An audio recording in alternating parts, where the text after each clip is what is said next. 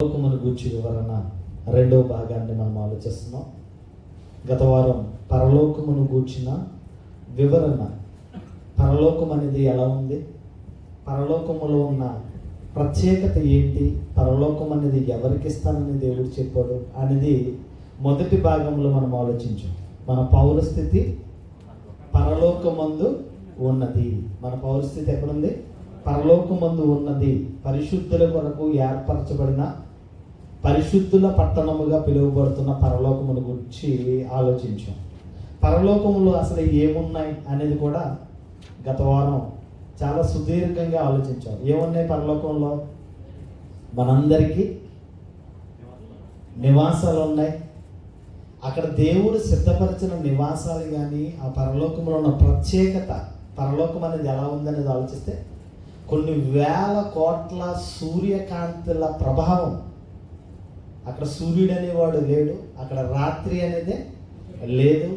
అక్కడ పట్టణపు వీధులు సువర్ణముతో బంగారు వీధుల మీద నడుచుకుంటూ వెళ్ళి 12 గుమ్మములతో అలంకరింపబడిన రత్నములు, సువర్ణములు, రత్నాలతో, విలువ కలిగిన వజ్రాలతో అలంకరించబడిన పరలోకపు పట్టణమును గూర్చి మనం ఆలోచించాం.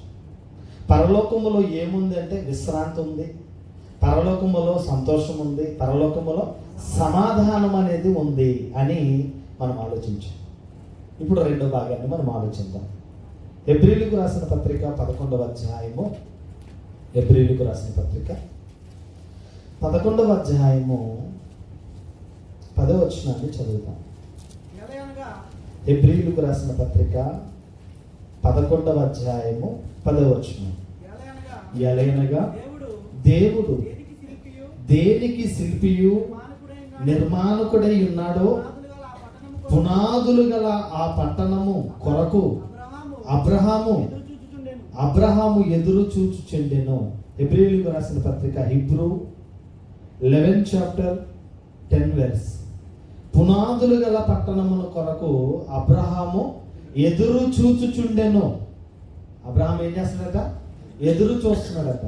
దేవుడు దేనికి శిల్పియు నిర్మాణకుడై ఉన్నాడో, పరలోకాన్ని నిర్మించిన వాడు, పరలోకాన్ని శిల్పము, ఒక శిల్పాన్ని ఏ విధముగా శిల్పి చెక్కుతాడో ఆ విధముగా పరలోకాన్ని క్రియేట్ చేసిన వాడు, ఆ నిర్మాణకుడు ఎవరు అని ఆలోచిస్తే పరలోకముని గురించి ఇక్కడ చెప్తున్న మాట 10వ వచనంలో, ఏలయనగా దేవుడు దేనికి శిల్పియు నిర్మాణకుడై ఉన్నాడో పునాదులు గల ఆ పట్టణమును కొరకు అబ్రహాము ఎదురు చూచుచుండెను.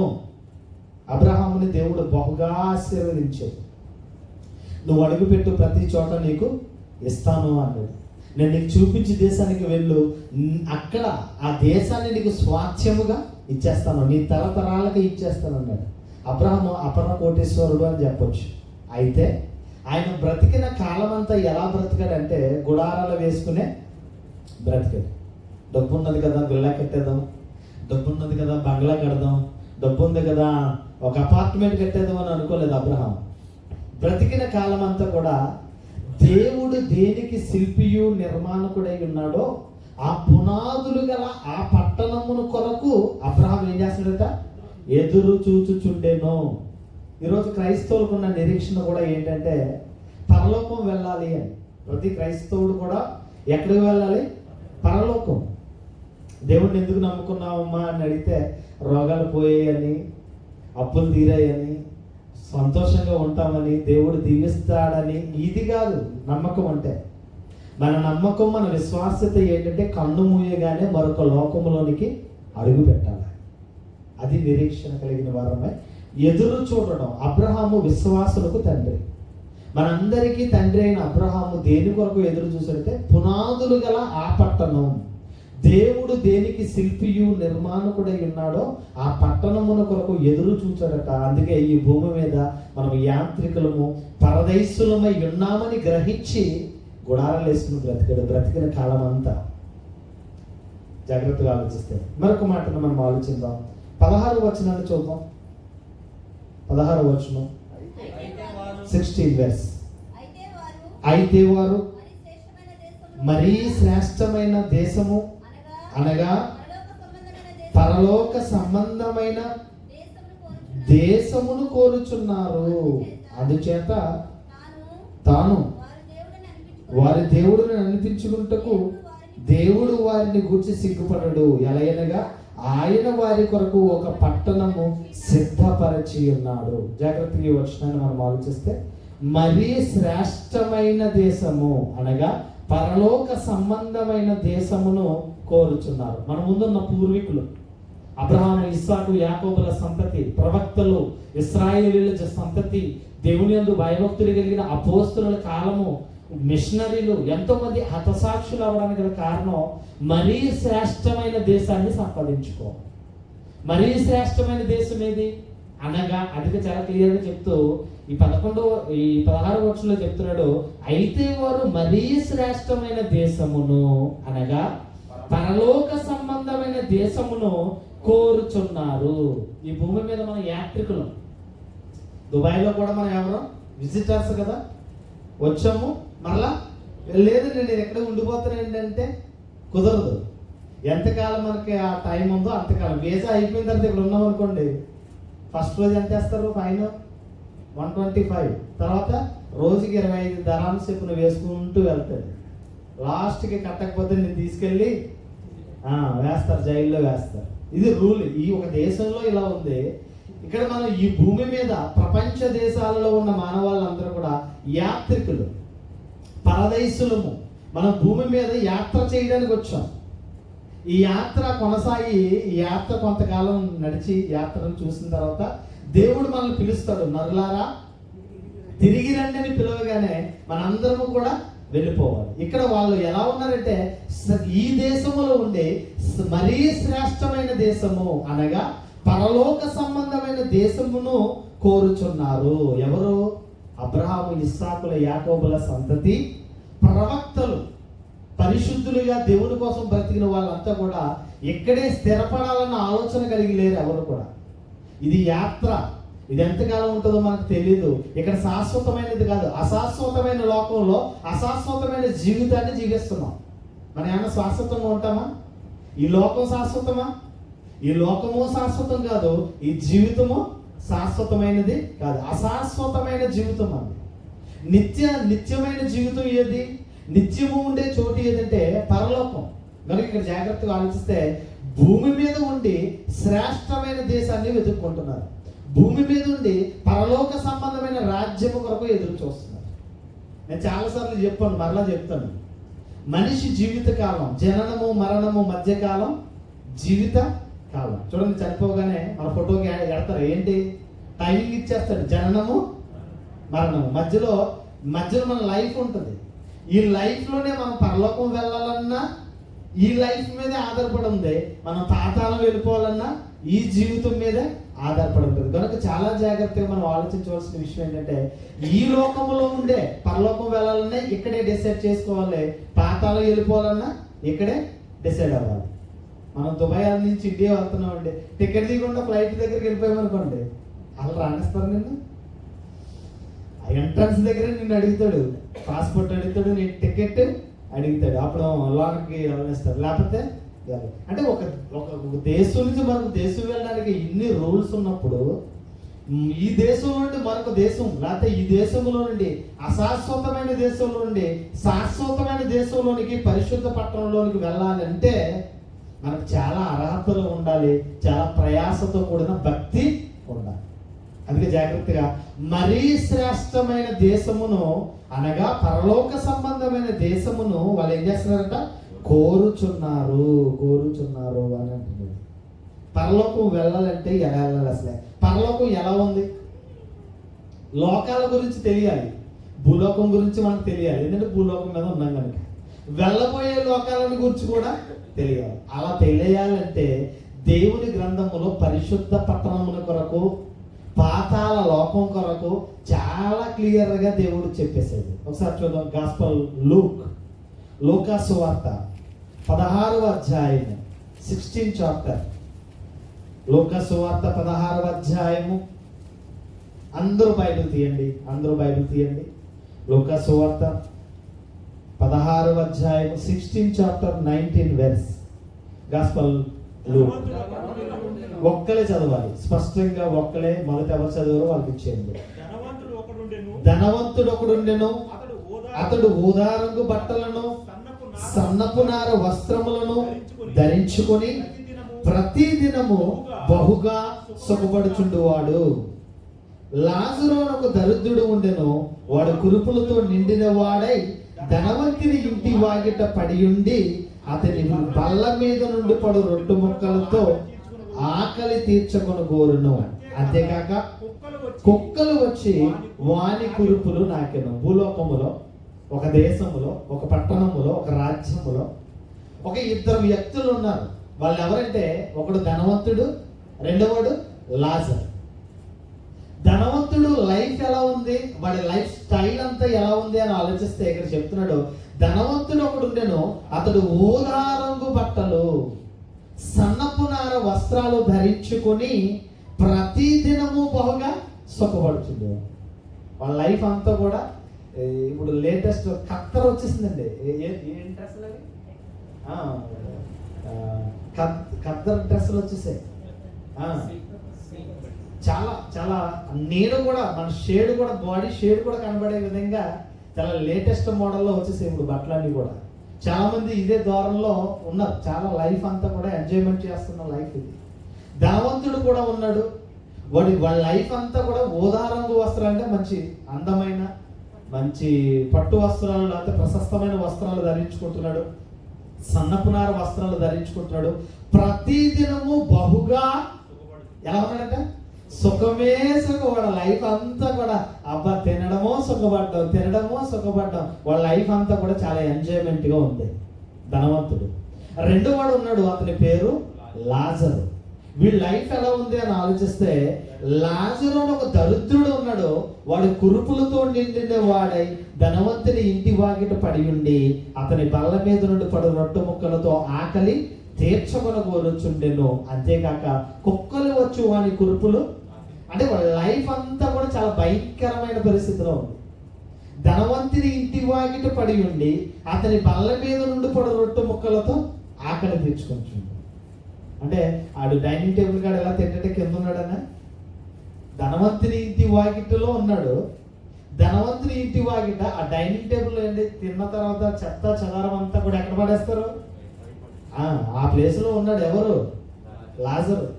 అక్కడ ఉండి ఆ పడిన రొట్టె ముక్కలు, ఆ విడిచినవి, ఆ పాసిపోయినవి, ఏదో మొత్తం వ్యర్థమైనవి పనికిరానివన్నీ దాంట్లో వేస్తుంటే అవి తింటూ వాడు బ్రతుకుతున్నాడు. అంతేకాకుండా వాడి భయంకరమైన దరిద్రానికి తోడు ఏముంది, వాడి వల్లంతా కూడా కురుపులు ఉన్నాయి. కుక్కలు వచ్చి వాడి కురుపులు, అంటే డైలీ డ్రెస్సింగ్ ఎవరు చేస్తున్నారు, కుక్కలు చేస్తున్నాయి. అంటే ఎంత దీనమైన స్థితిలో ఉన్నారో ఆలోచించండి. ధనవంతుడు లైఫ్ అంతా కూడా చాలా సంతోషకరంగా ఉంది, ఎంజాయ్మెంట్ లో ఉన్నాడు. ఈ లాజరు వచ్చేటప్పటికి తినడానికి ఆహారం లేదు, పైగా దరిద్రముతో ఉన్నాడు. దానికి తోడు దేహం అంతా కురుపులతో నిండిన వాడు విన్నాడు. చూడండి ఏం జరుగుతుందో చూడండి. 22వ వచనంలో, ఆ దరిద్రుడు చనిపోయి దేవదూతల చేత అబ్రహాము రొమ్మున ఆనుకొనుటకు కొనుక్కోబడెను.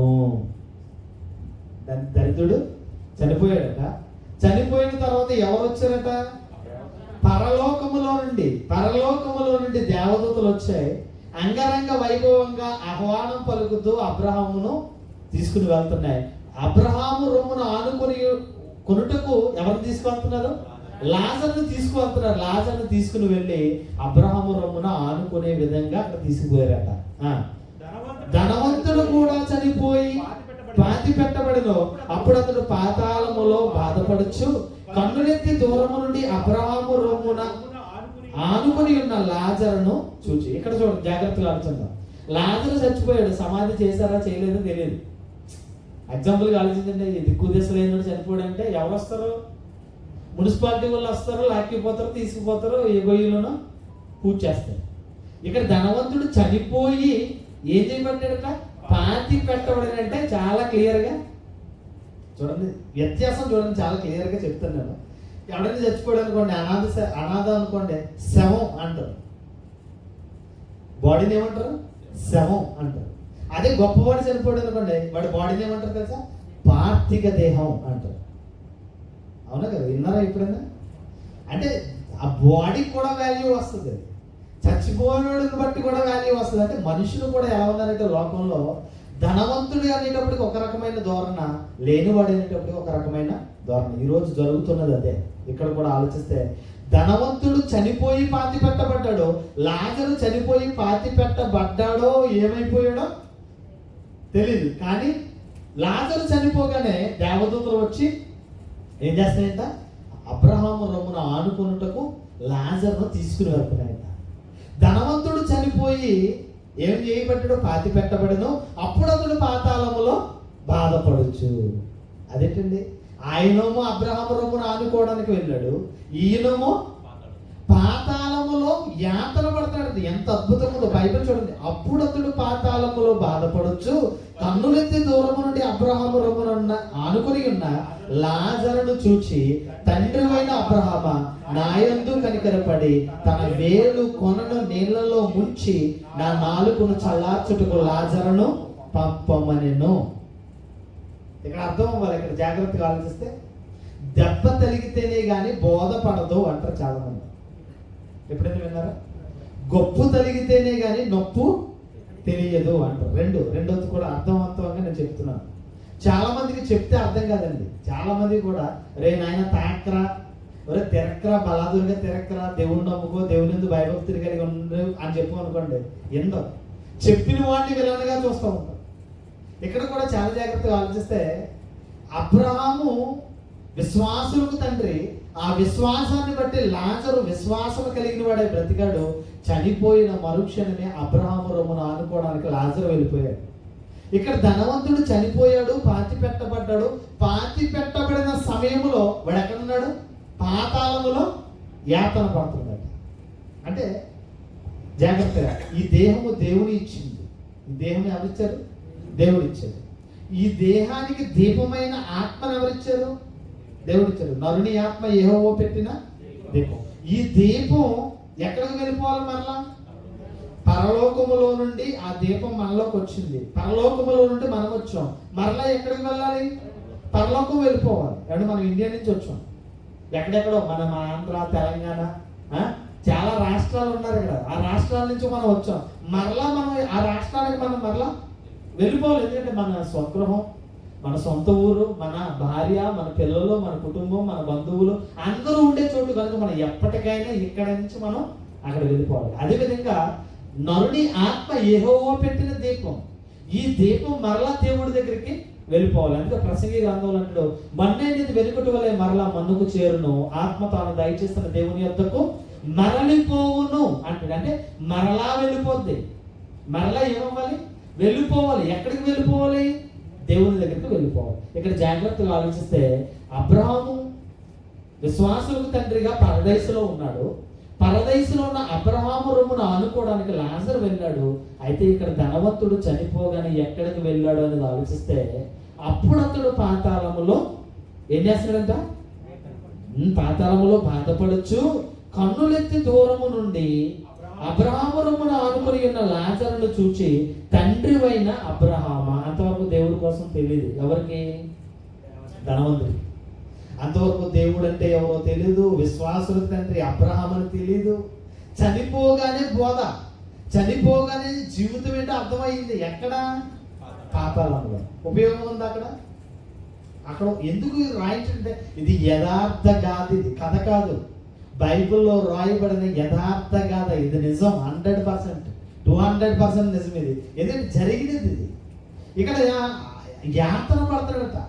చనిపోగానే మనం ఎక్కడికి వెళ్ళిపోతాం అంటే పాతాళానికి వెళ్ళిపోతాం. ఎప్పుడంటే దేవుని కోసం బ్రతకలేనప్పుడు. చాలా మంది కూడా లోకంలో కుటుంబ సమస్యలు, ఆర్థిక ఇబ్బందులు, మానసికమైన ఒత్తిడికి గురైపోయి చాలా మంది అనుకుంటారు చచ్చిపోతే బాగుంటుంది, అది కూడా ఉండదు అనుకుంటారు. చాలా మంది చాలాసార్లు చాలా పెద్దోళ్ళు గారి నోట్లో తింటా ఉంటాను నేను. చాలా మంది అది నీకు ఏమో చదువుకోరా అంటాడు, అది కూడా చచ్చిపోతే బాగుంది అంటాడు. అది ఏం బాధ ఉంది? ఏమన్నా ఫ్యామిలీని మొయ్యాలా, ఫ్యామిలీని పోషించాలా, చదువుకోరా అంటాడు బాధ. ఈరోజు చాలా మంది చచ్చిపోతే బాగుండు అనుకుంటున్నారు. చచ్చిపోయిన మరుక్షణమే ఎక్కడికి వెళ్తారో చాలా మందికి తెలియదు. ఇక్కడ జాగ్రత్తగా ఆలోచిస్తే ఈ బాధలన్నీ తట్టుకోలేక చచ్చిపోదామని ఒకవేళ సూసైడ్ చేసి చచ్చిపోయినా ఎక్కడికి వెళ్ళిపోతావు నువ్వు? పాతాళం వెళ్ళిపోతావు. పాతాళంలో ఏముంది? యాతన. అక్కడ ఏం చెప్పారట?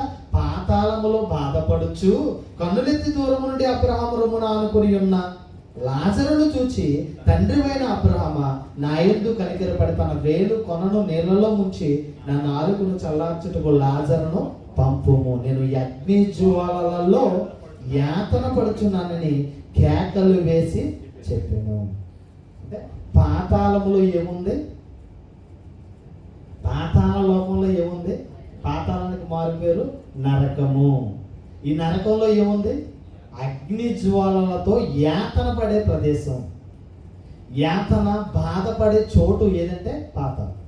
ఈ పాతాళంలో ఉన్న మనుషులందరూ కూడా వాళ్ళ పరిస్థితి ఏంటంటే, వాళ్ళు దేవుని కోసం బ్రతకని వారు, దేవునికి అవిధేయులుగా ఉన్నవారు, వాళ్ళ జీవిత పరమార్థము ఎరగక బ్రతికిన వాళ్ళంతా వెళ్ళేది ఎక్కడికంటే పాతాళం. వెళ్ళిపోయిన తర్వాత తండ్రి అయిన అబ్రహాం అని, విశ్వాసులకు తండ్రిని గ్రహించాడు. అబ్రహాము రొమ్మున లాజరు నెమ్మది పొందుతున్నాడని గ్రహించి అంటాడు, తండ్రివైన అబ్రహామా, నేను ఈ అగ్ని జ్వాలలో నేను యాతన పడుతున్నాను కనుక ఇదిగో నా నాలుకను చల్లార్చడానికి లాజరును పంపు. ఎలాగా? తన వేలు కొనను నీళ్లలో ముంచి. వేలు కొన అంటే ఇది. ఈ కొనని ఏమంటారు? నీళ్ళు. మనం అనుకోండి ఎండను పడొచ్చాం, చాలా ఎండలో భయంకరమైన వేడిలోంచి వచ్చాం, నీళ్ళు ఇవ్వమంటే టీ గ్లాస్తో నీళ్ళు అట్టుకొచ్చి అనుకో, ఎలా చూస్తారు వాళ్ళని? నీళ్ళు అంటే ఎలా తేవాలి? ఒక లోటతోటో లేకపోతే పెద్ద జగ్గులోని పెద్ద గ్లాసు పట్టుకుని వస్తే తాగుతాడు సంతృప్తిగా. నీళ్ళు అనగానే చిన్న టీ గ్లాసులో నీళ్ళు అట్టుకొస్తే, ఇక్కడ అడుగుతున్న వాడి యాతనకి, వాడి బాధకి వాళ్ళ ధనవంతుడు అడుగుతుండే ఏమనంటే, ఇదిగో లాజరును పంపు, తన వేలు కొనను నీళ్లలో ముంచి నా నాలుకను చాలంటే ఒక చుక్క కూడా, ఒక డ్రాప్. అగ్ని జ్వాలలో ఈ డ్రాప్ ఏమవుద్ది? అక్కడ వెళ్ళేటప్పుడు ఇదంతా ఆరిపోద్ది. అటువంటి తపనతో, అటువంటి బాధలో ఉండి అడుగుతుంటే అబ్రహాం ఏమంటాడు చూడండి. అందుకు అబ్రహాము, కుమారుడా, నీవు నీ జీవిత కాలమందు నీకిష్టమైన సుఖము అనుభవించితివి, అలాగుననే లాజరు కష్టమును అనుభవించినని జ్ఞాపకము చేసుకునము. ఇప్పుడైతే వాడు ఇక్కడ నెమ్మది పొందుచున్నాడు, నీవు యాతన పడుచున్నావు. నా చిన్నప్పుడు పాడేవారండి, భూమి మీద సుఖపడితే తప్పు లేదురా అని. కేపీ రాజు గారి కాలంలో బాగా హైలైట్ సాంగ్ మాట అది. ఏ సాంగ్? Cinema song. మంచి హైలైట్ సాంగ్ మాట అది. భూమి మీద సుఖపడితే తప్పు లేదు రోయ్ అని. ఈరోజు చాలా మంది ఏమనుకుంటారంటే, కష్టపడదాం, 4 రాళ్ళు సంపాదించుకుందాం. ఏ రాళ్ళు ఇవి? ఏ రాళ్ళు? కిడ్నీలో రాళ్ళు సంపాదించుకుంటారు చాలా మంది. 9.08, 8.5 mm ఏంటి కిడ్నీలో రాళ్ళు సంపాదించుకుంటారు, తినడం మానేసి పనులు చేసుకుంటూ సంపాదన అని. ఇక్కడ చాలా మంది కూడా ఇదే ద్వారంలో ఉన్నారు. సంపాదన, సుఖము అనే ఆలోచనలో ఉన్నారు. ఇక్కడ ధనవంతుడి గురించి అబ్రహాము చెప్తూ ఏమంటాడంటే, ఇదిగో అబ్రహాము చెప్తున్నాడు, నీవు భూమి మీద నీ జీవితకాలం అంతా నీకు ఇష్టమైన సుఖము అనుభవించితివి కనుక నీవిక్కడ ఏం చేస్తున్నావు? యాతన పడుతున్నావు. అంటే భూమి మీద సుఖపడితే తప్ప రైటా? భూమి మీద సుఖపడితే తప్ప రైటా? నా మాట అర్థమవుతుందా? త్వరగా చెప్పాలా? సుఖపడితే తప్ప రైటా? తప్ప రాంగా? భూమి మీద సుఖపడచ్చు, తప్పు కాదు. ఇంకా భూమి మీద సుఖపడితే తప్ప రాంగా? రైటా రాంగా? రాంగ్. ఎందుకంటే చెప్తున్నాడు అబ్రహాము, చెప్తున్నాడు ధనవంతుడికి ఏమని? మరలా చదువుతాం. అబ్రహాము, కుమారుడా, నీవు నీ జీవిత కాలమందు నీకిష్టమైన సుఖము అనుభవించితివి, అలాగుననే లాజరు కష్టము అనుభవించునని జ్ఞాపకం చేసుకున్నాము. ఇప్పుడైతే వాడు ఇక్కడ నెమ్మది పొందుతున్నాడు, నీవు యాతన పడుతున్నావు. దేవుడి కోసం బ్రతకకుండా ఎక్కడ సుఖపడితే నువ్వు వెళ్ళే చోటేది యాతన పడుస్తావు. ఈ భూమి మీద ఎన్ని కష్టాలు, ఎన్ని ఇబ్బందులు, ఎన్ని శోధనలు వచ్చినా విశ్వాసములో నిలకడగా నిలబడితే లాజర్లాగా నువ్వు వెళ్ళే చోటు నెమ్మది పొందుస్తావు. పరదైసు, పరదైసులో ఉన్నవాళ్ళు, పరదైసులో అబ్రహాము ద్వారా నియమింపబడిన కుమారులుగా, కుమార్తెలుగా, విశ్వాసులుగా, పరిశుద్ధులుగా బ్రతికిన వారంతా వెళ్ళే చోటు పరదైసు. అపరిశుద్ధులుగా బ్రతికిన వాళ్ళంతా వెళ్ళే చోటు యాతన పడు స్థలం, నరకానికి వెళ్ళిపోతుంది. ఇక్కడ చెప్తున్నాడు, భూమి మీద సుఖపడడం తప్పు. ఏంటి సుఖపడ్డం తప్పు. మరి ఈరోజు మనుషులందరూ కూడా ఏం కోరుకుంటున్నారు చెప్పండి? హ్యాపీగా ఉండాలి, నేను బాగుండాలి, నా పిల్లలు బాగుండాలి, నా భార్య బాగుండాలి, హ్యాపీగా సంపాదించుకోవాలి, హ్యాపీగా ఉద్యోగం చేసుకోవాలి, హ్యాపీగా ఎంజాయ్ చేయాలి. ప్రతి క్రైస్తవుడు ఈ విధంగా కోరుకుంటున్నాడు. అంటే ఎక్కడికి వెళ్ళిపోతాం? ఇప్పుడు దేవుడి కోసం పని చేయకుండా నువ్వు ప్రార్థించినా, దేవుడి కోసం నువ్వు పని చేయకుండా నువ్వు దేవుడిలో బ్రతికినా ఉపయోగం ఉండదు. చాలామంది చెప్తారు, ఇంత బ్రతికి ఎక్కడ చచ్చారంట? ఇంటి వెనకాల చచ్చినట్టు. ఎంతలా బ్రతికితే ఏంటి? దేవుడి కోసం బ్రతకకపోతే నువ్వు కానుకలిస్తే ఏంటి? నువ్వు ప్రార్థన చేస్తే ఏంటి? నువ్వు వాక్యం వింటే ఏంటి? వాక్యం చెబితే ఏంటి? నువ్వు దేవుడి కోసం నమ్మకంగా బ్రతకకపోతే. ఇక్కడ కూడా అబ్రహాము చాలా క్లియర్గా చెప్తున్నాడు, ఇదిగో నీ జీవిత కాలం ముందు నీకు ఇష్టమైన సుఖము. చాలా మంది మనకిష్టం వచ్చినట్టుగా బ్రతుకుతామా, దేవునికి ఇష్టం వచ్చినట్టుగా బ్రతుకుతున్నామా? చెయ్యొద్దు ఒకసారి. ఏమంటే నా ఇష్టం కాదండి బాబు, నా బతికిన కాలం, నా జీవితం అంతా కూడా దేవుడికి ఇష్టంగా బ్రతుకుతున్నాను అన్న వాళ్ళు ఒక్కరు చెయ్యొద్దండి.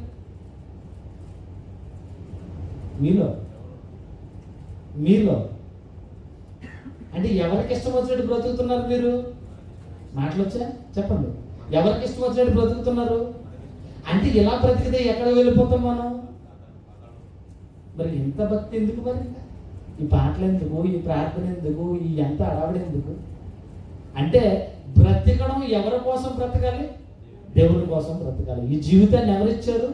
దేవుడు ఇచ్చాడు. దేవుని కోసం బ్రతకడానికి దేవుడి జీవితాన్ని ఇచ్చాడు. కానీ మనం ఈ లోకానికి వచ్చిన తర్వాత నా కుటుంబం, నా ఉద్యోగం, నా ఫ్యామిలీ, నా నా నా జీవితం అని మనకిష్టమైన విధంగా మనం బ్రతుకుతున్నాం. ఇలా బ్రతికితే ఎక్కడ వెళ్ళిపోతాం? యాతన పడు స్థలానికి వెళ్ళిపోతాం. లాజరుని గురించి చెప్తూ ఏం చెప్తున్నాడు? ఇదిగో లాజరు తన బ్రతికిన కాలం అంతా కూడా కష్టములు అనుభవించాడు. ఆ కష్టములు అనుభవించాడు కనుక ఇదిగో ఇక్కడ నెమ్మది పొందుతున్నాడు అని చెప్తున్నాడు. అంటే భూమి మీద మనం సుఖపడడం అనేది చాలా నేరము అని మనకు అర్థం. అసలే ఈ పాతాళంలో ఏముంది అనే దాని గురించి ఆలోచిస్తే, మార్కు సువార్త 9:48 మార్కు సువార్త 9వ అధ్యాయము 48వ వచనం. ఏమంటే నరకంలో ఏముంది? స్పెషల్ ఏంటి? పరలోకంలో నిత్యము సంతోషం ఉంది, నిత్యము ఆనందం ఉంది, నిత్యము సమాధానం ఉంది, శాంతి ఉంది. పరలోకంలో ఎలా ఉంది కదా, అసలు నరకాన్ని ఎలా ఉందని ఆలోచిస్తే మార్కు సువార్త 9వ అధ్యాయము 48వ వచనంలో చెప్పాడు, నరకమున వారి పురుగు చావదు, అగ్ని ఆరదు. నరకమున ఏముండదట? పురుగు చావదు. పురుగు అంటే ఆత్మ, జీవం. జగన్మోహిని సినిమా చూసారా? నా చిన్నప్పుడు ఎప్పుడో చూసానండి. జగన్మోహిని పీక ఇలా కోసేసుకుంటే మరలా పీక అలాగా అతికి బాగా ఉంటుంది. వచ్చి చెయ్యలా నరికేస్తే ఆ చెయ్యి మళ్ళా అతికేసుకుంటూ ఉంటారు. ఆ అగ్నిలో మేము యాతన పడుతూ ఉంటారు. అగ్నిలో, భయంకరమైన అగ్నిలో యాతన. నరకమున వారి పురుగు చావదు, అగ్ని. చచ్చిపోదామంటే చావు ఉండదు అక్కడ. ఈ లోకంలో 60, 70, 80 సంవత్సరాల ఆయుష్కాల జీవితంలో కష్టం రాగానే చచ్చిపోదామని ఫ్యాన్ గురి చేసుకుంటున్నాం. ఏదో బాటిల్ లేపేసి తాగేస్తున్నారు, రైలు కింద తలెట్టేస్తున్నారు, ఏదో రకరకాలుగా. ఈ రోజు కూడా చావులో కూడా ఏమి బాధ లేకుండా చచ్చిపోవాలని ఏంటవి స్లీపింగ్ టాబ్లెట్లు వేసుకునే వాళ్ళు కొంతమంది, ఇంజక్షన్లు చేసుకుని చచ్చిపోయే వాళ్ళు కొంతమంది. చావులో కూడా నెమ్మదితో చచ్చిపోవాలనుకుంటున్నారు. చచ్చిపోగానే ఎక్కడికి వెళ్తామంటే నరకానికి వెళ్ళిపోతాం. ఆత్మహత్య చేసుకున్నవాడు, తన ఆత్మను వాడే ఆర్పుకున్నవాడు, తన జీవాన్ని వాడే తీసుకున్నవాడు నరకానికి వెళ్ళిపోతాడు. నరకమున ఏముంది? నరకమున పురుగు చావదు, అగ్ని. అక్కడ వెళ్ళిపోతాం. అంటే దేవుడి కోసం బ్రతకకుండా, దేవుని చిత్తము చేయకుండా మనం బ్రతికితే ఎక్కడ వెళ్ళిపోతాం? ఇప్పుడు నరకానికి వెళ్ళిపోతాం. దేవుని కోసం బ్రతికితే కష్టాలు వస్తాయి, లాజర్ లాగా ఇబ్బందులు వస్తాయి, శరీరంలో ఎన్నో రోగాలు వస్తాయి, ఎన్నో వ్యాధులు వస్తాయి, ఎన్నో ఆటంకాలు వస్తాయి. అన్నిటిలోనూ నిలబడి దేవుని యందు భయభక్తుడిగా వాడివై ఉంటే నెమ్మది పొందే స్థలానికి వెళ్తాం. మరొక మాటను మనం ఆలోచిద్దాం. మత్తయి సువార్త 8వ అధ్యాయం, మాథ్యూ 8th chapter 12 verse. 8వ అధ్యాయం మత్తయి సువార్త 8వ అధ్యాయము 12వ వచనాన్ని మనం చదువుతున్నాం.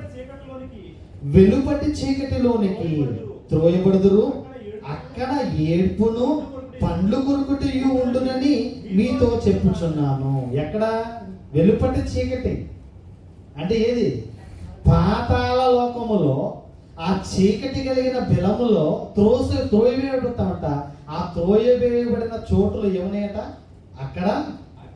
అక్కడ ఏడుపును పండ్లు కొరుకుటయు ఉండునని మీతో చెప్పుచున్నాను. ఏమన్నాయట? ఇక ఏడుపే ఇంకా నీకు ఏడుపు అద్దు ఆటంకం ఉండదు. ఇంకా నువ్వు ఏడుస్తూనే ఉంటావు. నీ పళ్ళు కట్ట ఏం చేస్తావంట? కొరుకుతా ఉంటా. చిన్నప్పుడైతే ముసలి వాళ్ళు కోపం వస్తే పట్ల ఆడించేసి అయ్యి బాబు ఏంటి సౌండ్ అనుకునేవాడు. చాలా మందికి కోపం వస్తే పళ్ళు కొరుకుతూ ఉంటారు చాలా మంది. పాతాళంలో ఏముందంటే అక్కడ అగ్ని ఆరదు, పురుగు చావదు, అక్కడ ఏడుపును పండ్లు కొరుకుటయు ఉండును. కట్టికే కలిగిన బిలములోనికి త్రోసేస్తారట. ఎక్కడికి వెళ్ళాలి మనం? పరలోక రాజ్య సంబంధులుగా ఈ లోకంలో బ్రతికితే మనం పరలోకం వెళ్తాము. లేకపోతే ఈ లోక సంబంధమైన జీవితాన్ని కలిగి మనం బ్రతికితే మనం వెళ్ళే చోటు నరకం. పరలోకం వెళ్ళం, నరకానికి వెళ్ళిపోతాం. కనుక మనం ఎక్కడికి వెళ్ళాలన్నా, పరలోకం వెళ్ళాలన్నా, పాతాళం వెళ్ళిపోవాలన్నా ఈ 60, 70, 80, 100 సంవత్సరాల ఆయుష్కాల జీవితమే ఆధారపడి ఉంటుంది. మనం ఎక్కడికి వెళ్ళాలన్నా మనమే డిసైడ్ చేసుకోవచ్చు. ఇక్కడ నుంచి ఇండియా వెళ్ళాలంటే టికెట్ బుక్ చేసుకుంటాం, ఇక్కడ నుంచి అమెరికా వెళ్ళాలన్నా టికెట్ బుక్ చేసుకోగలం. ఎక్కడి నుంచే. అదేవిధంగా ఇక్కడ నుంచి పరలోకం వెళ్ళాలన్నా ఈ జీవితం మీద ఆధారపడి ఉంది. మన భవిష్యత్తు, మన జీవితము, మన దేవుడి కోసం బ్రతికే జీవితం అంతా ఈ జీవితం మీద ఆధారపడి ఉంటుంది. లేదు నా ఇష్టము, నా జీవితం అని మనం బ్రతికితే నిత్యాగ్ని దండనకు వెళ్తాం. అక్కడ ఏడుపును పండ్లు కొరుకుటయు ఉండును అని చెప్తున్నది. పరలోకం అసలు ఎవరికి ఇస్తాడు దేవుడు? పరలోకం వెళ్ళాలంటే ఏ విధంగా వెళితే పరలోకం ఇస్తాడనే దాని గురించి ఆలోచిస్తే లూకాసు వార్త 19వ అధ్యాయము 10వ వచనాన్ని మనం చదువుదాం. Luke 19th chapter 10 verse. లూకాసు వార్త 19వ అధ్యాయము 10వ వచనంలో చెప్తున్నాడు, నశించిన దానిని వెతికి రక్షించుటకు మనుష్య కుమారుడు వచ్చెనని అతనితో చెప్పెను. నశించిన దానిని వెతికి రక్షించడం. నశించిపోతున్నది ఎవరు? ఈరోజు ఎంతోమంది యవనస్తులు, ఎంతోమంది దేవుణ్ణి ఎరగక, ఎంతోమంది విగ్రహారాధికులు, ఎంతోమంది ఈ లోక ఆశలను అనుసరించి ఈ లోకమే శాశ్వతమైన ఆలోచన కలిగిన వారే, శరీరాశ కలిగి, నేత్రాశ కలిగి, జీవకుటుంబము కలిగి, లోకము శాశ్వతమైన ఆలోచన కలిగి బ్రతుకుతున్న వారు కోకొల్లలు. ఈరోజు ఆ కోవలో ఎంతోమంది క్రైస్తవులు కూడా ఉన్నారు. ధనమే దైవం అనుకుని ఈరోజు ధనానికి ఇచ్చినంత ప్రాధాన్యత, కుటుంబానికి ఇచ్చినంత ప్రాధాన్యత, ఉద్యోగానికి ఇచ్చినంత ప్రాధాన్యత దేవునికి ఇవ్వలేని దౌర్భాగ్యపు స్థితిలో క్రైస్తవులు కూడా ఉన్నారు 100%లో.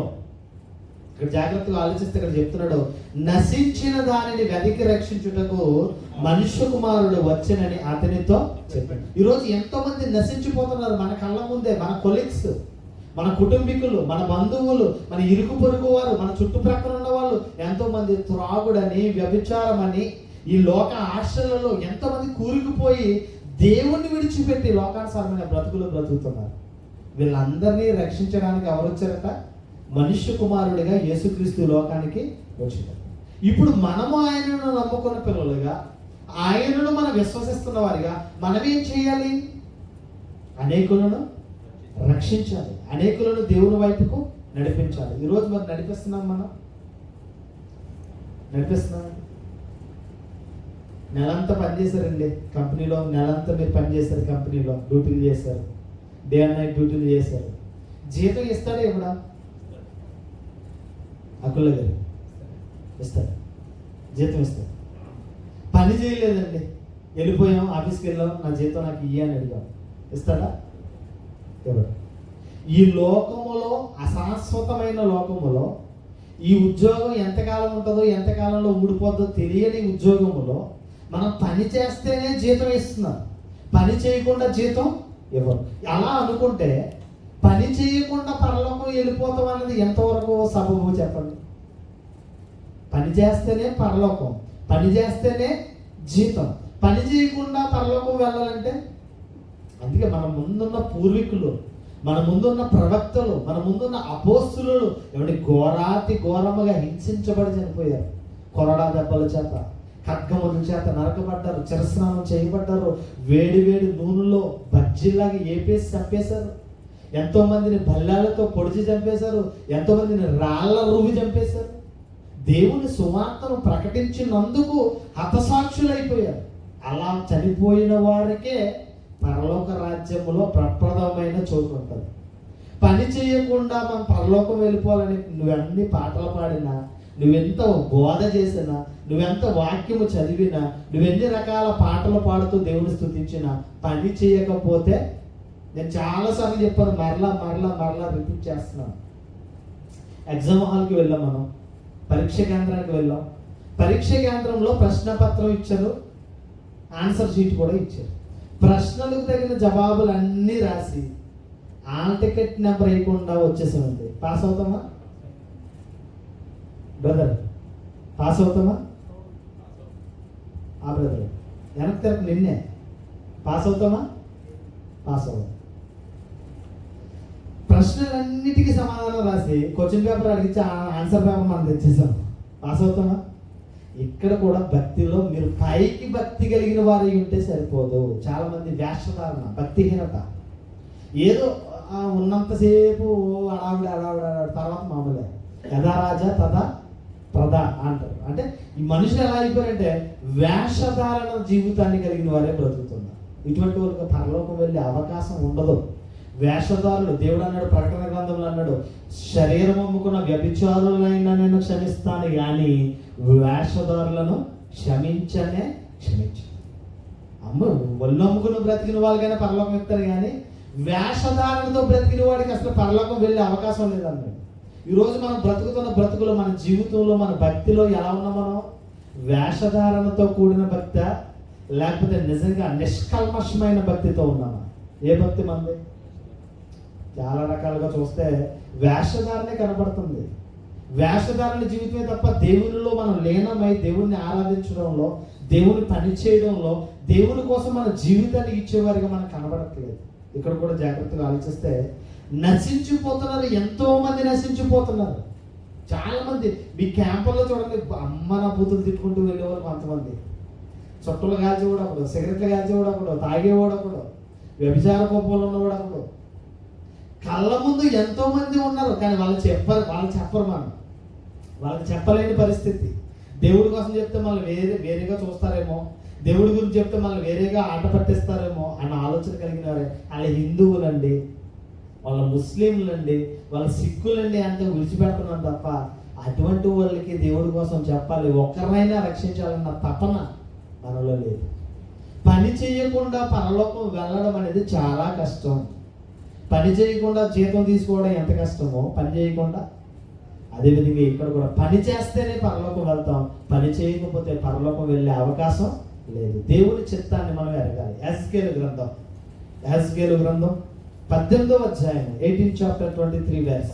యెహెజ్కేలు గ్రంథం 18వ అధ్యాయం, యెహెజ్కేలు గ్రంథము 18వ అధ్యాయం 23వ వచనం. 18వ అధ్యాయం 23వ వచనం అంటాడు, దుష్టులు అయితే దుష్టులు మరణమునందుట చేత నాకెంత మాత్రమైన సంతోషము కలుగునా, వారు తమ ప్రవర్తనను దిద్దుకుని బ్రతుకుటయే నాకు సంతోషము, ఇదే ప్రభువుకు యెహోవా వాక్కు. దుష్టుడు మరణమునందుట వలన నాకేమాత్రమైన సంతోషము కలిగినా? ప్రశ్నిస్తున్నాడు. ఒక మంచోడు చచ్చిపోవడం అనమాట, అయ్యో మంచోడండి, చాలా గొప్పోడండి, చచ్చిపోయాడండి అని చెప్తాం, అవును కదా. వాడి దగ్గరికి వెళ్తాం, వాడి శవము, వాడి బాడీ దగ్గరికి వెళ్ళి మనం సంతాపంతో వ్యక్తపరుస్తూ ఉంటాం, చాలా మంచోడండి, మంచి వ్యక్తి అండి, చాలా గొప్పగా బ్రతికాడండి, చాలా మంచిగా బ్రతికాడండి, చనిపోయాడు, అయ్యో పాపం అంట. అదే ఒక దుర్మార్గుడు, ఒక దుష్టుడు చచ్చిపోయాడు అనుకోండి, మనమేమంటాం? పేడ విరగడైపోయింది, దరిద్రం పోయింది, మంచి జరిగింది అంటాం. కానీ దేవుడు మంచోడిని చెడ్డవాడిని కూడా యథార్థమైన ప్రేమ కలిగిన వాడే, నిష్కపటమైన ప్రేమ కలిగిన వాడే ప్రేమిస్తూ ఇక్కడ చెప్తున్నాడు, అయితే దుష్టులు మరణము నొందుట చేత నాకేమాత్రమైన సంతోషము కలుగునా? ప్రశ్నిస్తున్నారు. ఒక దుర్మార్గుడు, ఒక దుష్టుడిగా చచ్చిపోతే నాకు ఏమైనా సంతోషం ఉందా? సమాజంలో చాలా మంది చచ్చిపోతే గొడవలేదు, పోయడరా బాబు అనుకుంటారు. కానీ దేవుడి దృష్టిలో మంచివాడైనా చెడ్డవాడైనా ఒకటే ప్రేమను చూపిస్తున్నాడు దేవుడు. నీతిమంతుల మీద అనీతిమంతుల మీద దేవుడు వర్షాన్ని కురిపిస్తున్నాడు. ఆ అబద్ధికుల మీద, మంచివారి మీద, చెడ్డవారి మీద కూడా దేవుడు సూర్యుడిని ఉదయింపచేస్తున్నాడు. దేవుడి ప్రేమలో ఏమీ వ్యత్యాసం లేదు. ఇక్కడ కూడా ఆలోచిస్తే ఒక దుష్టుడిగా ఉన్నవాడు చచ్చిపోతే నాకు ఏమన్నా సంతోషం కలుగుతుందా అని చెప్తే ఏమంటాడు ఇక్కడ? వారు తమ ప్రవర్తనను దిద్దుకుని బ్రతుకుటే నాకు సంతోషము, ఇదే ప్రభు అయిన యెహోవా వాక్కు. అంటే దుర్మార్గులు, దుష్టులుగా ఉన్న వాళ్ళు కూడా ఏమవ్వాలి? మారాలి, మార్పు రావాలి. మార్పు చెందడం అంటే మన మాటలోని, మన దేహం వస్త్రధారణలోని, మనం మార్పు చెందడం కాదు. చాలా మంది క్రైస్తవులు అనగానే రూపం మారుతుంది, కానీ వాడి జీవితం చాలా మంది నేను ఎవరిని చెప్పట్లేదు, కానీ నేను ఎందుకు చెప్తానంటే రూపం మారితే కుదరదు. ఏం మారాలి? నీ హృదయం మారాలి. నీ పై వేషం మారితే కాదు, నీ హృదయ అంతరంగంలో నీ ఆలోచన మారాలి, నీ మనసు మారాలి. ఈరోజు పైకి వేషధారణ, పైకి భక్తి పరుల్లా ఉన్నారు, ఇదిగో లోన దుష్టత్వపు లక్షణాలు కలిగిన వారై ఉన్నారు. ఇదిగో దుష్టుడిగా ఉండి చచ్చిపోతే నాకు ఏమైనా సంతోషం ఉందా? వాడు తన ప్రవర్తనను దిద్దుకొని బ్రతుకుటే నాకు, అంటే దుర్మార్గుడు కూడా మంచివాడిగా మారి, మంచివాడిగా బ్రతికి, నా కోసం బ్రతికి చనిపోతే నాకు సంతోషం ఉంటుంది. దేవుని ఆలోచన చూడండి, ఒక్కడు కూడా నశించిపోవడం దేవుడికి ఇష్టం లేదు. అందుకే దీర్ఘశాంతము కలిగిన వాడే ఎదురు చూస్తాడు. ఇంకా మారవలసిన వాళ్ళు చాలా మంది ఉన్నారు, ఇంకా మార్పు చెందవలసిన వాళ్ళు చాలా మంది ఉన్నారని దేవుడు వేచి ఉంచాడు. వేచి ఉండి ఎదురు చూస్తున్నాడు. ఇంకా మారవలసిన వారు ఉన్నారు. ఇక్కడ మన జీవితంలో మార్పు లేకపోతే, మన ప్రవర్తనలో మార్పు లేకపోతే, మనము కొంతమందిని మార్చడానికి మనం ఎలా ఉంటాం? మనమే మారకపోతే అర్థమవుతుందా? మొదట ఎవరు మారాలి? మనం మారాలి. తర్వాత మన కుటుంబం, తర్వాత మన ఇరుగు పొరుగు వాళ్ళు, తర్వాత మన బంధువులు, తర్వాత మన గ్రామం, తర్వాత మన పట్టణం, తర్వాత మన దేశం. బాధ్యత కలిగిన వారమే మారాలి. ఇగో దుర్మార్గుడిగా ఉండి చచ్చిపోతే నాకు సంతోషం లేదయ్యా. వాడు తన దుర్మార్గతను వీడి దేవుని యందు భయభక్తులు కలిగిన వాడే మంచివాడిగా బ్రతికి చనిపోతే నాకు సంతోషం. అంటే దేవుని చిత్తం ఏంటంటే ఒక్కడు కూడా నశించిపోవడం దేవుడికి ఇష్టం. ఈరోజు ఇవన్నీ తెలుసుకున్న మనం ఏదైనా కొద్ది మందికైనా దేవుని వాక్యం చెప్తున్నామా? దేవుని సన్నిధికి రండి, దేవుని వాక్యం చెప్తూ వాళ్ళని దేవుళ్ళో నడిపించే వారిగా ఉన్నామా? లేకపోతే మనమే వెళ్దాంలే, ఎందుకు బాధలు ఎందుకు, వీలైతే మనం వెళ్దాం, లేకపోతే మానేద్దాం అన్ని ద్వారాలకు వచ్చేస్తామా? ప్రియమైన సహోదరులారా, ఇక్కడ చెప్తున్నాడు అనేకులను మార్చాలి, మనం అనేకుల హృదయాలను మార్చాలి, అనేకులను దేవుని వైపుకు నడిపించాలి. ఇది దేవుని చిత్తం. ఇది దేవుడు కోరుకుంటుంది కూడా అదే. ఇదిగో మీలో ఒక్కడు కూడా నశించిపోవడం నాకు ఇష్టం లేదు అంటున్నాడు. కనుక దేవుడి చిత్తాన్ని ఎరిగిన వారమే నశించిపోతున్న ఆత్మలను బట్టి మనం ప్రయాసపడవలసిన అవసరత ఎంతైనా ఉన్నట్లుగా ఈ మాటల ద్వారా మనకు తెలుస్తుంది. పరలోక పట్టణం ఎవరు వెళ్తారంటే దేవుని కోసం పనిచేసిన వారికి ప్రప్రదమైన స్థానం ఉంటుంది. ప్రకటన గ్రంథం రెవల్యూషన్ 22 చాప్టర్ 1-5 verse.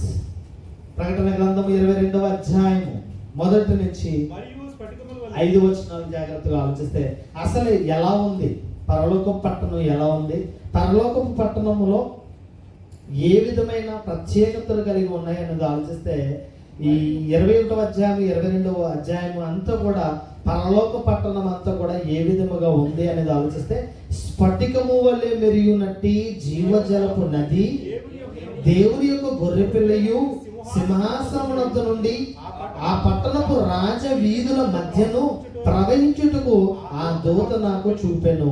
ఆ నది యొక్క ఈవెల ఆవల జీవవృక్షములుండెను.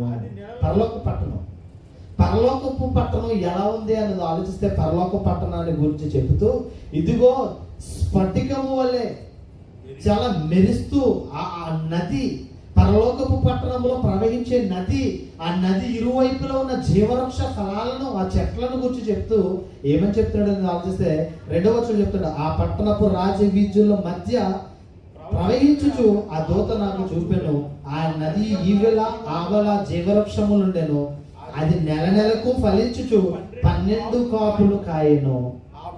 ఆ వృక్షముల యొక్క ఆకులు జనములకు స్వస్థతకై వినియోగపడు. జీవవృక్ష ఫలాలు, జీవవృక్ష ఫలాలు ఎక్కడున్నాయి అంటే పరలోక పట్టణంలో ఉన్నాయి.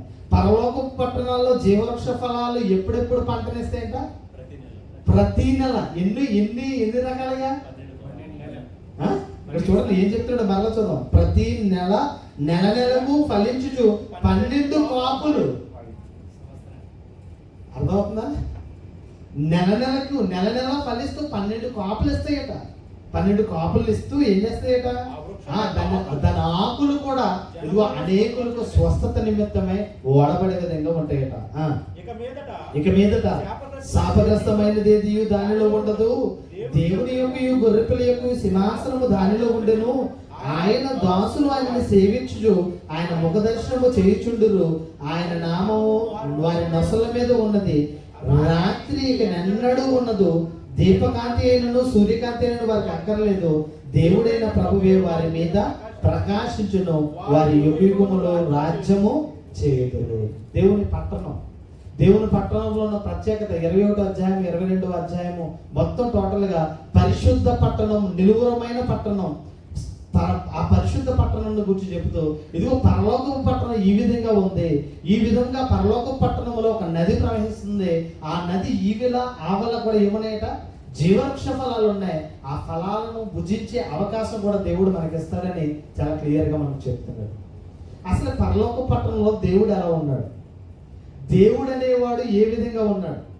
చాలా మంది మన చిత్రపటాల్లో చూసినట్టుగా దేవుడు అంటే ఈయన అనుకుంటున్నారు చాలా మంది. అసలు దేవుడు అనేవాడు ఎలా ఉన్నాడో, ఆయన రూపం ఎలా ఉందో, అక్కడ దేవదూతల పరిస్థితి ఏంటో, వాళ్ళు చేస్తున్న పని ఏంటో యెషయా గ్రంథంలోకి మనం వెళ్దాం. యెషయా గ్రంథం, యెషయా 6th chapter 1-4 verse. యెషయా గ్రంథము 6వ అధ్యాయము, యెషయా గ్రంథము 6వ అధ్యాయము 1 నుంచి 4 వచనాలు మనం చూద్దాం. జాగ్రత్త ఒకలే చదవండి. రాజు అయిన హిజ్కియా మృతి నొందిన సంవత్సరమున అత్యున్నతమైన సింహాసనం నందు ప్రభు ఆసీనుడై ఉండగా నేను చూచితిని. ఆయన చొక్కాయి అంచులు దేవాలయమును నిండుకొనెను. ఆయనకు పైగా సెరుబులు నిలిచిండురి. ఒక్కొక్కరికి 6 రెక్కలు ఉండెను. ప్రతివాడు 2 రెక్కలతో తన ముఖమును, 2 తన కాళ్ళను కప్పుకొనొచ్చు, 2 ఎగురుచుండెను. పరిశుద్ధ పట్టణం, పరలోకపు పట్టణంలో దేవుడు ఎలా ఉన్నాడనేది ఆలోచిస్తే ఈ వచనంలో చెప్తాడు, అత్యున్నతమైన సింహాసనము నందు ప్రభు ఆసీనుడై ఉండగా నేను చూచితిని. ఎక్కడున్నాడట? అత్యున్నతమైన సింహాసనం. అత్యున్నతమైన సింహాసనం నందు దేవుడు ఆసీనుడై ఉన్నాడట. పరలోక పట్టణం ఎలా ఉంది? అసలు దేవుడు రూపం ఎలా ఉందంటే, దేవుడి కోసం చాలా ప్రేమ కలిగిన వాడే దావీదు, అయ్యా నీకు మందిరం కట్టాలనుకుంటున్నాను, నీకు మందిరం కడతాను అన్నాడు. ఎవరితోటి? దేవుడితో అన్నాడు. తండ్రి అయిన దేవుడితో అన్నాడు, నేను మందిరం కడతానయ్యా, నీకు దేవాలయం కట్టాలనుకుంటున్నాను అంటే, నీ చేతులు రక్తపు మరకలతో నిండి ఉన్నాయ్యా, నువ్వు కట్టొద్దు, నీ కుమారుడైన సొలొమోను చేత కట్టింది, కానీ నేను కొలతలు చెప్తున్నాను, కొలతలు చూసుకో అన్నాడు. కొలతలు బట్టి కట్టు అన్నాడు. ఎలా చెప్పాడు తెలిసి కొలతలు? ఆకాశం నా సింహాసనము, భూమి నా పాదపీఠం. అంటే దేవుడు ఎలా ఉన్నాడో ఆలోచించండి. ఆకాశం సింహాసనం అట, అంటే మనం కూర్చున్నంత కుర్చీ అంతా ఆకాశంలో సింహాసనం మీద ఆయన కూర్చుంటే, మనం నివసిస్తున్న చోటు, మనం బ్రతుకుతూ సంచరిస్తూ జీవిస్తున్న ఈ భూ ప్రపంచం, ఈ భూలోకములో, ఈ భూమి మీద మనం బ్రతుకుతున్న ఈ భూ ప్రపంచం మీద ఆయన భూమి అంతా కూడా ఎలా ఉందట? పాదాలు పెట్టుకునే చోటు. పీట అంటాం కదా, చిన్న పీట. ఆయనకి ఈ భూమి అంతా కూడా చిన్న పీటగా ఉంది. ఈ భూమి మీద దేవునికి మందిరం కట్టాలనుకున్నాడు పాపం. ఎవరు? దావీదు గారు.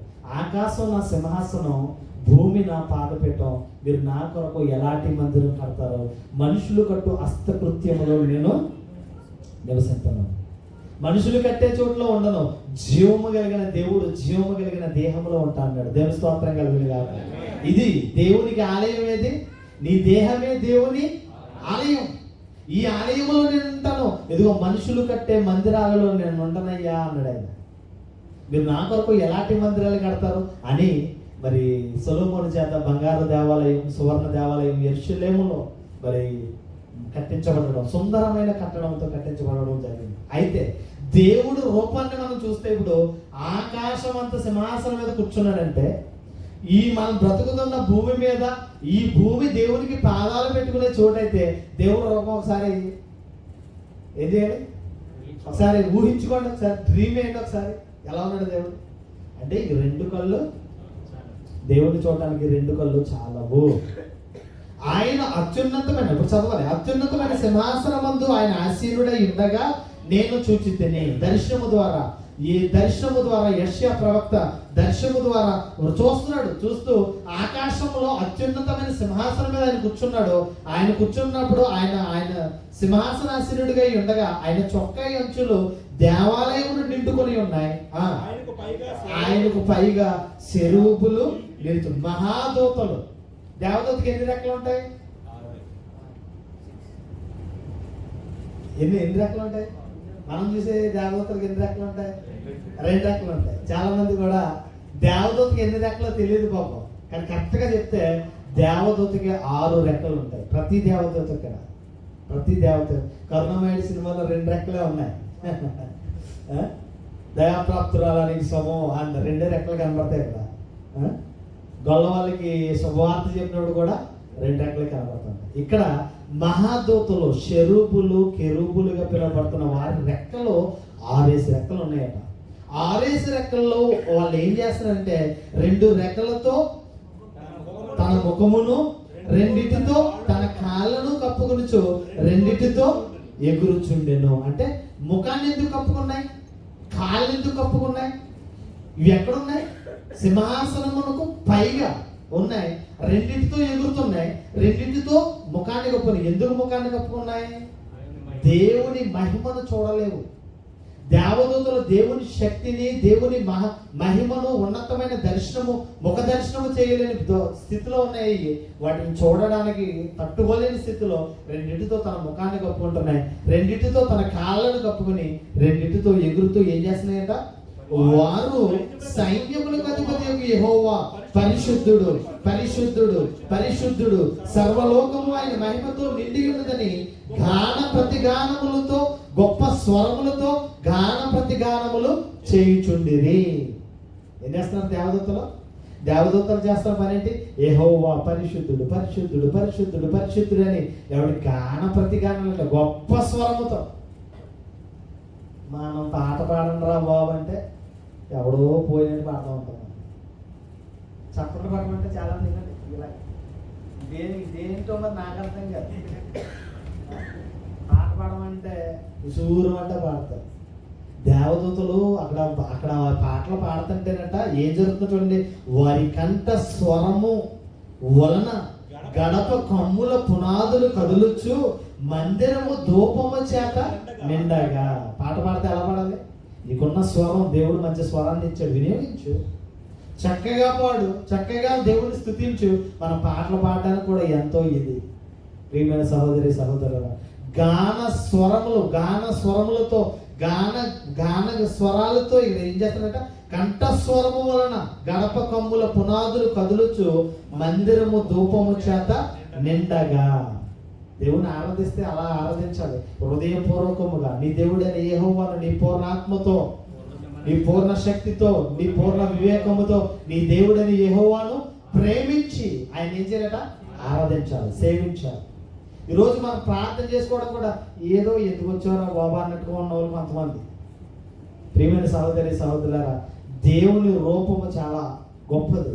కంటి మనం చూడలేం. ఈ జీవితంలో ఈ కళ్ళతో మనం దేవుణ్ణి చూడలేం. చనిపోతాను తర్వాత మనం చూడగలం దేవుడు. ఎందుకంటే ఈ కళ్ళు సరిపో. అడిగాడు దేవుడిని, అడిగాడు పాపం. ఎవరో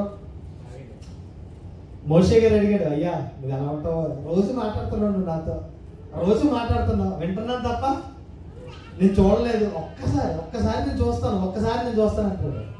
నువ్వు చూస్తే నువ్వు తట్టుకోలేదు, చచ్చిపోతావు అని. నువ్వు చూస్తే నువ్వు చచ్చిపోతావు, నువ్వు చూడలేవు అని.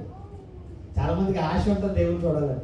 ఎప్పుడు చూడగలమంటే దేవుని కోసం నమ్మకంగా బ్రతికినప్పుడు, దేవుడి చిత్తాన్ని జరిగించినప్పుడు, ఇదిగో దేవుడిచ్చే రాజ్యంలో నువ్వు ప్రవేశించినప్పుడు దేవుని ముఖ దర్శనాన్ని చూడగలం, చేసుకోగలం, ముఖ దర్శనం చేసుకోగలం. ఇక్కడ దేవుడి గురించి ఆలోచిస్తే దేవుడు అత్యున్నతమైన సింహాసనం మీద ఆసీనుడై ఉన్నాడు. ఆకాశ మహాకాశముల పట్టజాలని దేవుని రూపం. ఆయనలో మనం ఉన్నాం. అర్థమవుతుందా? ఆయనలో మనం ఇమిడిపోయి ఉన్నాం. అంత పెద్ద దేవుడు ఇదిగో నీ హృదయంలో నాకు చోటిస్తావా, నేను నీలో ఉంటాను అంటాడు దేవుడు. అనగా తలుపునద్దు నుంచి ఏం చేస్తున్నాడట, తాడుతున్నాడట. ఎవడైనా డోర్ తీస్తాడమో వాడితో నేను నాతో ఆడు ఉండడానికి. అంత మహా ఉన్నతమైన స్థితి కలిగిన వాడు, అంత పెద్ద దేవుడు, అంత గొప్ప దేవుడు నీ హృదయం అనే ఆ చిన్న గుప్పిడంత ప్లేస్లో ఉండాలనుకుంటున్నాడు దేవుడు. కానీ దేవుడికి మనం ఏమి ఇవ్వట్లేదు, చోటు ఇవ్వట్లేదు. దేవుడికి చోటు ఇవ్వలేని స్థితిలో ఉన్నాం. దేవుడికి ప్రప్రదమైన స్థానం ఇవ్వలేని దౌర్భాగ్య స్థితిలో మనం బ్రతుకుతున్నాం. ప్రియమైన సహోదరి సహోదరులారా, ఇక్కడ చెప్తాడు అత్యున్నతమైన సింహాసనం మీద ఆసీనుడై ఉండి యెహోవా పరిశుద్ధుడు పరిశుద్ధుడు పరిశుద్ధుడు పరిశుద్ధుడు అని గాన ప్రతిగానములు చేయించుంటే ఆయన ఆలోచనలకు వెళ్ళిపోయాడట. ఆలోచిస్తున్నాడట, ఏంటి భూప్రపంచం మీద ప్రజలందరూ పాడైపోయారు, ప్రజలందరూ చెడుతనంలోనికి వెళ్ళిపోయారు, వీళ్ళందరినీ రక్షించేది ఎవరు, వీళ్ళందరినీ కాపాడేది ఎవరని ఆయన సుదీర్ఘమైన ఆలోచనలకు వెళ్ళిపోయాడట.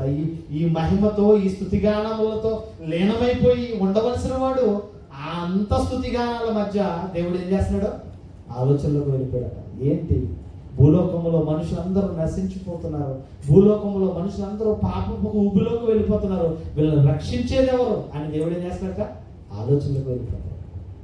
పరలోక పట్టణం ఉన్నతమైన పట్టణం, పరలోకం వెళ్ళాలి అంటే ఇదిగో దేవుని కోసం నమ్మకంగా బ్రతకవలసిన అవసరత ఎంతైనా ఉంది. ఒకసారి మంచి మాటను మనం చూద్దాం. కొరింథీయులకు రాసిన 2వ పత్రిక, 2 Corinthians 5:1.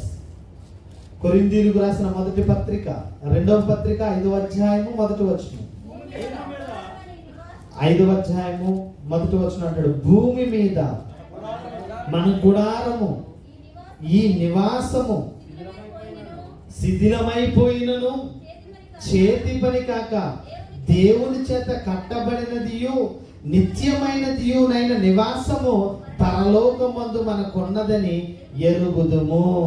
భూమి మీద మన గుడారమైన ఈ నివాసము శిథిలమైపోయినను.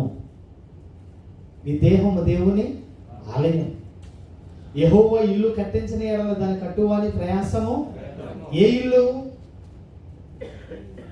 ఇది? నువ్వుండే ఇల్లా? ఇదిగో ఈ దేహం. ఇక్కడ చెప్తున్నాడు, భూమి మీద మన గుడారమైన ఈ నివాసము శిథిలమైపోయినను. చచ్చిపోయామండి. ఎంతో సౌందర్యంగా చక్కగా అలంకరించబడి అందంగా ఉండాలని మంచి కాస్ట్యూమ్స్ వాడుతూ మంచి ఫుడ్, క్వాలిటీ ఫుడ్ తింటూ మంచి ఉన్నతమైన డ్రెస్సులు వేసుకొని చాలా హ్యాపీగా ఉన్నాం. మనం చచ్చిపోగానే ఏం చేస్తారు, మనల్ని పూజ చేస్తారు, కప్పెట్టేస్తారు. కప్పెట్టిన తర్వాత ఏమవుతుంది, 4-5 రోజుల తర్వాత ఏమవుతుంది? ఏమంటే కొలకొలలాడే పరుగుల మధ్య శిథిలమైపోయి పాడైపోయి ఇదిగో మన్నైనది వెనుకటి వలె మరలా ఎక్కడ చేరిపోతే మట్టిలోకి వెళ్ళిపోతుంది. ఈ దేహం మట్టి, ఈ దేహం మరలా మట్టిలోకి వెళ్ళిపోతుంది. అదే చెప్తున్నాడు, ఇదిగో మన గుడారమైన ఈ నివాసము శిథిలమైపోయినను చేతి పని కాక దేవుని చేత కట్టబడినదియు నిత్యమైనదియునైన నివాసము పరలోకమందు మనకున్నదని ఎరుగుదము. మనందరికీ ఇల్లులు ఉన్నాయి. ఈ భూమి మీద ఇల్లు లేకపోయినా పర్లేదు. ఈ భూమి మీద మనకి ఇల్లు లేకపోయినా పర్వాలేదు. మనకి ఎక్కడ ఉండాలి ఇల్లు? పరలోకంలో. ఒక్కొక్కరికి 4 ఇల్లులు, 5 ఇల్లులు, 10 ఇల్లులు కూడా ఉన్నాయి. దేవుని స్తోత్రం, మంచిది. ఈ భూమి మీద మనకి ఇల్లు లేకపోయినా పర్లేదు, కానీ మనకి స్థిరమైన ఇల్లు, నిలువరమైన పట్టణం, నిలువరమైనదిగా నిత్యమైన నివాసముగా ఉండే ఇల్లు ఏంటంటే పరలోక పట్టణం. ఆ పరలోక పట్టణం వెళ్ళాలంటే ఇదిగో ఈ శిథిలమైపోయే ఈ శరీరముతో దేవుని పని చెయ్యాలి. ఎవరు పని చేయాలి? దేవుడు పని చేయాలి. దేవుడి కోసం పని చేయకుండా, దేవుని గురించి నువ్వు ఆలోచించకుండా, నీ జీవితాన్ని దేవునికి ఇవ్వకుండా నేను పరలోకానికి వెళ్ళిపోతానని నువ్వు గుడ్డి నమ్మకంతో ఉంటే నువ్వు వెళ్ళేది పాతాళమే తప్ప పరలోకం వెళ్ళే అవకాశము లేదు. అందుకే చాలా క్లియర్గా చెప్తాడు, నిలువరమైన పట్టణం, చేతి పని కాక దేవుని చేత కట్టబడిన నిత్యమైన దీవునైన నివాసము పరలోకమందు మనకున్నదని ఎరుగుదుము. ఈ భూమి మీద మనం కట్టుకునే ఇల్లు ఎంతకాలం ఉంటాయండి? మహా అయితే 50 సంవత్సరాలు, అవును కదా? ఇక్కడ బిల్డింగ్స్కి ఎన్ని ఇయర్స్ ఇస్తారు గ్యారంటీ రాజు గారు? 100 ఇచ్చారు. తర్వాత అంటే 2 తరాలు ఉండొచ్చు. 100 ఇయర్స్ అంటే మన తరము, మన పిల్లల తరము ఉండొచ్చు. తర్వాత తరానికి ఆ ఇల్లు ఏమైపోద్ది? శిథిల వ్యవస్థకు వెళ్ళిపోద్ది. ఈ భూమి మీద మనం బ్రతికిన కాలం 60, 70, 80, 90, అధిక బలం ఉంటే 80 సంవత్సరాలు. ఈ ఆయుష్ కాలంలో ఈ శరీరం కూడా ఏమైపోవాలి? శిథిల వ్యవస్థకు వెళ్ళిపోవాలి. నిలువరమైన పట్టణం, స్థిరమైన పట్టణం, నిత్యమైన పట్టణం ఇదిగో పరలోకం మందు ఉన్నదని, మన కొరకు ఉన్నదని మనం ఏం చేయాలట? ఎరిగి ఉండాలట. అదే చెప్పాడు, ఎంత అద్భుతంగా ఉంది. పరలోకమందు నిత్యమైనదియునైన నివాసము పరలోకమందు మనకున్నదని ఎరుగుదుము. మనందరికీ దేవుడు ఇల్లులు సిద్ధపరచడానికి వెళ్ళాడు. ఎందుకు యేసుక్రీస్తు ముందుకు వెళ్ళిపోయాడు? నేను వెళ్ళిపోతాను, నేను వెళ్ళిపోయి మీ కొరకు మీ కొరకు నివాసాలు స్థిరపరిచి మరలా వస్తాను. మరలా వచ్చి మీరు నేను ఒక చోట ఉండేలాగా మిమ్మల్ని తీసుకోవడానికి, మిమ్మల్ని తీసుకువెళ్ళడానికి అదే క్రీస్తు రెండవ రాకడ. ఈ రెండవ రాకడలో నిత్యమైన తీర్పు ఉంది. ఆ తీర్పులో నువ్వు నేను దేవుడి కోసం బ్రతికితే దేవుడిచ్చే నిత్యరాజ్యానికి వెళ్తాం. దేవుడి కోసం బ్రతకకుండా నీ కోసం నువ్వు బ్రతికి ఈ లోకంలో బ్రతికితే దేవుడిచ్చే నిత్యాగ్ని దండనకు వెళ్ళిపోతాం. అక్కడ అగ్ని ఆరదు, పురుగు చావదు. అక్కడ ఏడుపును పండు కొరుకుటియు ఉండదు. కత్తి కలిగిన బిలములోనికి త్రోసేస్తాడు దేవుడు. మీరు ఎక్కడికి వెళ్ళాలనుకుంటున్నారో, దేవుని కోసం నమ్మకంగా బ్రతికి పరలోకం వెళ్ళాలనుకుంటున్నారా, లేకపోతే దేవుని కోసం నమ్మకంగా బ్రతకక ధనవంతుడులాగా ఈ లోకమే శాశ్వతమైన ఆలోచన కలిగిన వారే బ్రతికి నిత్యాగ్ని దండలకు వెళ్ళిపోతారు. నిర్ణయం మీకే విడిచిపెడుతూ ఈ కొద్ది మాటలు నేను ముగిస్తున్నాను. అట్టి కృపటి ధన్యత దేవుడు మీకు సదాకాలము దయచేయును గాక.